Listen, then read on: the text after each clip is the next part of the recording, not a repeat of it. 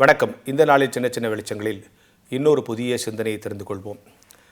பிரச்சனைகளை தீர்ப்பது எப்படி அப்படிங்கிறது தான் இன்றைக்கி பெரும்பாலான இடங்களில் கேள்வியாக இருக்குது. எல்லா இடத்துலையும் பிரச்சனை இருக்குது, அது தீர்க்கிறது எப்படின்னு நிறைய பேர் ஆலோசனை சொல்கிறாங்க. சிலர் ஆன்மீகமாக ஆலோசனை சொல்கிறாங்க, சிலர் நடைமுறை வாழ்க்கை ஆலோசனை சொல்கிறாங்க.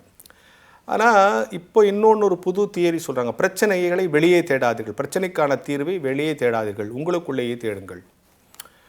எனக்கு தான் பிரச்சனை இருக்குது, அப்புறம் எனக்குள்ளேயே எப்படி தீர்வை தேட முடியும்னு நீங்கள் நினைக்கலாம். அப்போ என்ன சொல்கிறாங்கன்னா ஆய்வாளர்கள், மனித ஆய்வாளர்கள், பெரும்பாலான பிரச்சனைக்கு நம்ம எங்கெங்கேயோ காரணம் தேடிட்டுருக்கோம். பேசிக்காக அதனுடைய காரணம் உங்ககிட்ட தான் இருக்கும் அப்படின்னு. அதுக்கு ஒரு கதை. ஒரு பெண் டாக்டர்கிட்ட போய் எனக்கு தலைவலிக்குதுன்னாராம்.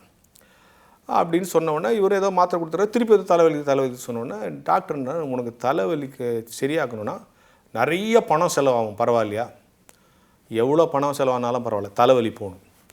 அப்போ அவர் சொன்னார், நீ போட்டிருக்கிய ஒரு மூக்குத்தி, அதை கட்டி கொடுத்துரு, நான் அவனுக்கு சரி பண்ணிடணும். அவள் தலைவலி போனால் போதும், மூக்குத்தியை கட்டி கொடுத்துட்டான். 3 நாள் கழிச்சு வந்தார்.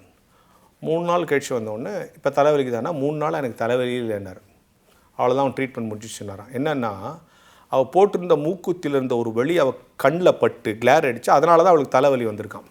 இந்த மூக்குத்தியை கட்டி கொடுத்தோன்னே தலைவலி நின்று போச்சு. இதான் காரணம்னு கையில் கொடுத்துட்டாராம். இவ்வளவு நாள் தலைவலிக்கு என்ன பிரச்சனை அவர் தேடிக்கொண்டிருந்தது, அவளுக்கு போட்டிருந்த மூக்குத்தினால தான் அவளுக்கு தலைவலி பிரச்சனைங்கிறத அவர் தெரிஞ்சுக்கிட்டான்னு ஒரு கதை இருக்குது. இப்போ என்னென்னா பலவேறு பிரச்சனைகளுக்கு அவங்கள சரி பண்ணலாமா, இவங்கள சரி பண்ணலாமா, அவங்கள மாற்றலாமா, இவங்கள மாற்றலாமா, நம்மளை மாற்றிட்டு போயிட்டு நம்ம பிரச்சனைகளை நம்ம தீர்த்துக்கணுங்கிறது தான் சரியான சொல்யூஷனாக, சரியான ஃபார்முலாவாக இருக்கும். பிரச்சனைகளுக்கான தீர்வை வெளியே தேடிக்கொண்டிருக்க இன்னும் பிரச்சனைகள் அதிகமாகும். பிரச்சனைகளுக்கு இருந்து விலகி நிற்பது எப்படி என்று நாம் உணர்ந்து கொண்டு நம்மிடத்தில் எந்த மாற்றத்தை நிகழ்த்தினால் இந்த பிரச்சனையிலிருந்து நாம் விடுபட முடியும் என்று நாம் யோசிக்க ஆரம்பித்தால் பல்வேறு பிரச்சனைகளுக்கு விடை கிடைக்கும் என்கிற ஞான வெளிச்சத்தோடு இந்த நாளை தொடங்குவோம்.